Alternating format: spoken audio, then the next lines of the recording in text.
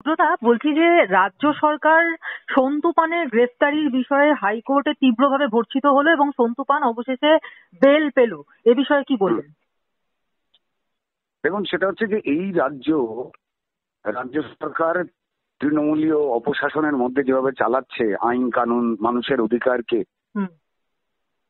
লঙ্ঘিত করে, তোয়াক্কা না করে, যা খুশি তাই করে লুটতরাজের যে রাজ্য চালাচ্ছে, এবং যারা সত্যিটাকে সামনে আনবার চেষ্টা করছে সাংবাদিকেরা, শুধুমাত্র সন্তু পান নয়, বিভিন্ন রকম সাংবাদিক। এর আগে আমরা দেখেছি যে TV9-এর সাংবাদিকদের শিবুর গুন্ডাদের হাতে সন্দেশখালিতে নিগৃহীত হতে, কিংবা তার আগে যদি আমি খুব ভালো করে দেখি তো তাহলে যারা ইউটিউবার যারা রয়েছেন, যারা পোর্টাল চালান, সেখানে শফিকুল থেকে শুরু করে, পৌলমী থেকে শুরু করে, তার সঙ্গে সঙ্গে মানব থেকে শুরু করে বাকি সবাই, রোজিনা থেকে শুরু করে বাকি প্রত্যেকেই যারা সত্যি কথা বলবার চেষ্টা করেছেন, শিবম থেকে শুরু করে, একের পর এক মিথ্যে কেস, হুমকি, যাতে না সত্যিটাকে তুলে আনতে পারা যায় সেই ঘটনা চালাচ্ছে। ইভেন জাস্ট গতকালই বোধ হয় সেটা আমরা দেখেছিলাম যে এবিপি আনন্দে সুমন দের ওপরেও আরেকটি এই ধরনেরই অভিযোগ কিন্তু তুলে এনেছে। অর্থাৎ এরা সংবাদ মাধ্যমের কণ্ঠরোধ করবার চেষ্টা করছে। বিরোধী ভারতীয় জনতা পার্টি যখন আওয়াজ তুলছে,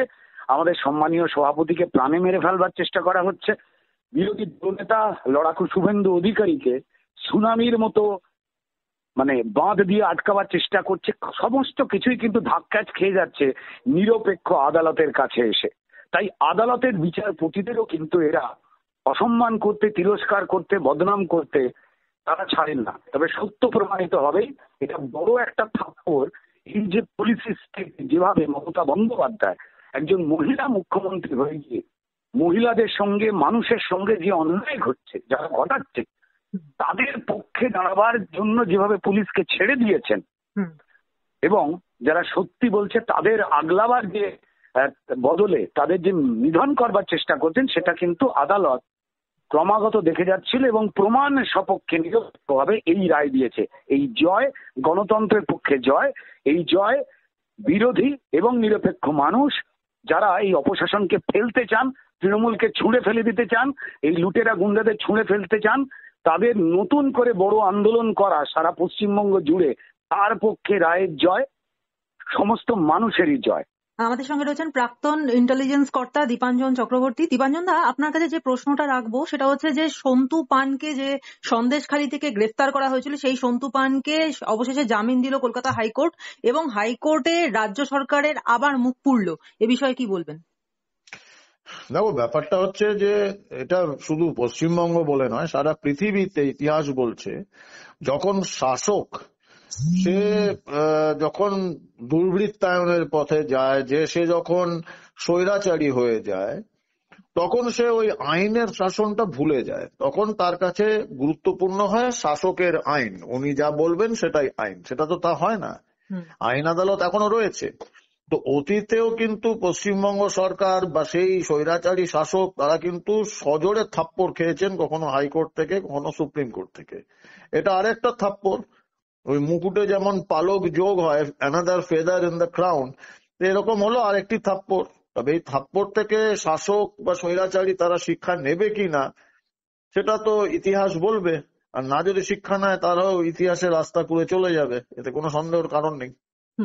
কিন্তু এই যে যেখানে শাহজাহানকে এখনো পর্যন্ত গ্রেফতার করা হলো না, সেখানে হঠাৎ করে সন্তু পানকে গ্রেফতার করা হলো এবং অবশেষে হাইকোর্ট থেকে সে জামিন পেলো, ছাড়া পেলো, এই একটা লজ্জার যে পরিস্থিতি বারবার পশ্চিমবঙ্গের জন্য তৈরি হচ্ছে, এটা তো শুধু শাসকের যে মুখ কালো হচ্ছে তা নয়, এটা পশ্চিমবঙ্গের রাজ্যবাসীরও এখানে অপমান। এ বিষয়ে কি বলবেন? রাজ্যবাসীর অপমান নিয়ে আমি এই মুহূর্তে কোনো মন্তব্য করতে চাই না, কারণ এই রাজ্যবাসী চেয়েছিল এই শাসককে।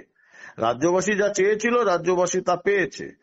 এখন এটা রাজ্যবাসীর জন্য অপমান কি সুনাম সেটা রাজ্যবাসীকে ভেবে নিতে হবে। নাও ব্যাপারটা হচ্ছে যে এই যে থাপ্পড়টা পড়বে, মুখটা পুড়বে, সেটা আমরা বহুদিন আগে পরশু থেকে আমরা বারবার বলেছি, বিভিন্ন চ্যানেলে আমিও বলেছি এবং ব্যাখ্যা দিয়েছি। কারণ প্রথমত সন্তু পানের যে গ্রেফতারি সেটা সম্পূর্ণ বেআইনি।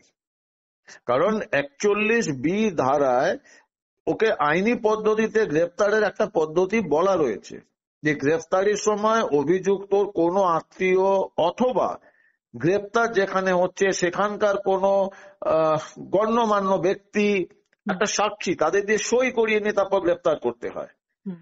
সন্তুকে অন ক্যামেরা গ্রেপ্তার করা হয়েছে, তার সঙ্গে সন্তুর যে ক্যামেরাম্যান সেখানে সে ছিল। সন্তু পানের কোনো আত্মীয়, বন্ধু বা অফিস কলিগ বা কেউ আশপাশে ছিল না। এবং সন্তুকে একজন পুলিশ কর্মী, সন্তু যখন জানায় যে আপনি কি আমার গ্রেফতার করছেন, সেই ভদ্রলোক বলেছিলেন হ্যাঁ আমি আপনাকে গ্রেফতার করছি। এখন এই ভদ্রলোককে ওই পুলিশ অফিসার সামথিং কিছু প্রশান্ত একটা কিছু নাম সন্তুই পড়ে ওর নেম প্লেট দেখে বললেন। এই ভদ্রলোককে এবার কিন্তু কোর্টে সন্তুর উকিলরা লিটারেলি ওর উর্দি নামিয়ে নেবে, কারণ এটা পরিষ্কার বলা হয়েছে সুপ্রিম কোর্টে এবং দেশের একাধিক হাইকোর্টে বলা হয়েছে যে 2010 সালের যে ফৌজদারি কার্যবিধি সিআরপিসিতে যে 41 সেকশন ছিল সেটাকে সংশোধন করে 41A ধারাটা যুক্ত করা হয়। এবং বারবার সুপ্রিম কোর্ট বলেছে যে অপ্রয়োজনে যে মুড়িমুড়কির মতো গ্রেফতার করে দেওয়া হচ্ছে লোককে ভয় দেখানোর জন্য বা গণতন্ত্রের কণ্ঠরোধ করার জন্য বা শাসকের অপ্রিয় হওয়ার জন্য, সেটা বন্ধ করতে হবে। পুলিশ যদি কারোর বিরুদ্ধে অভিযোগ আসে সেই অভিযোগের জন্য পুলিশ তাকে তদন্তের স্বার্থে ডেকে পাঠাবে। ডেকে পাঠিয়ে যদি সে সহযোগিতা না করে তাহলে কিন্তু পুলিশ তখন তাকে গ্রেফতার করতে পারে। সন্তুকে তো অন দ্য স্পট অ্যারেস্ট করা হয়েছে। সন্তু একজন অ্যাক্রেডিটেশন নেওয়া একটি রেপুটেড ন্যাশনাল চ্যানেলের সাংবাদিক, তার সঙ্গে সাংবাদিকের তার পরিচয়পত্র রয়েছে, সে কোথাও পালাচ্ছে না, তদন্তে অসহযোগিতার প্রশ্নই আসছে না, কারণ তদন্তের আগেই তাকে অ্যারেস্ট করা হলো। দ্বিতীয়ত সন্তু কোনো সন্ত্রাসবাদী নয়, তার কাছে থেকে কোনো ড্রাগস বা বেআইনি অস্ত্র কোনো কিছু পাওয়া যায়নি। শুধু ভয় দেখানোর জন্য বা নিপীড়নের জন্য যদি পুলিশ অ্যারেস্ট করে থাকে, সেই পুলিশ অফিসারকে কিন্তু এখন হাইকোর্টে যেতে হবে। এত সহজে কিন্তু তার মুক্তি মিলবে না। এবং তারা যখন দলদাস হয়ে কাজ করে তখন তারা ভুলে যায় যে আমাকে যে অর্ডারটা দিচ্ছে সব মুখ জমানি, কিন্তু আমাকে কি হাইকোর্টে হাত জড়ো করে দাঁড়াতে হবে হাইকোর্টের বিচারপতিদের সামনে, এবং সেখানে বিপক্ষের উকিল আমার কিন্তু যা যা আমার করার আমার সঙ্গে করে নেবে, আমার ক্যারিয়ার সারা জীবনের জন্য শেষ হলো। এটা জানার পরেও যারা এই অপ্রয়োজনীয় পদক্ষেপগুলো নেয় তাদের জন্য শিক্ষা, তারা বুঝবে। 41A নোটিশ না সার্ভ করে কাউকে যদি গ্রেফতার করে এবং যে ধারাগুলো দেওয়া হয়েছে সে ধারাগুলো অ্যাবসলিউটলি ইররেলিভেন্ট, সেটা তো বোঝাই যাচ্ছে। প্রথমত প্রসেসটা ভুল, প্রসেস ফলোই করা হয়নি। দ্বিতীয়ত ধারাগুলো অ্যাবসলিউটলি রং এবং উইথ ম্যালাফাইড ইন্টেনশন পুলিশ এই ধারাগুলো লাগিয়েছে, তো সেটা তো তাদের ভুগতে হবে, এতে কোনো সন্দেহের কারণ নেই। যে 7খানা ধারা দেওয়া হয়েছে 447, 448, 354, 354C, 506, 509, এগুলো কি?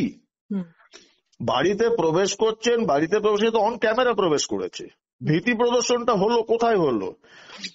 প্রাইমারি যেটাকে বলা হয় যে এফআইআর এর আগে একটা প্রাইমারি ইনভেস্টিগেশন করে, সেই ইনভেস্টিগেশনে জবানবন্দি নেওয়া হয়, সেখানে দেখা হয় যে কি কি আইপিসি বা সিআরপিসি ধারা ওখানে ব্রিচ করেছে সন্তু, তারপরে কেস ফাইল হয়।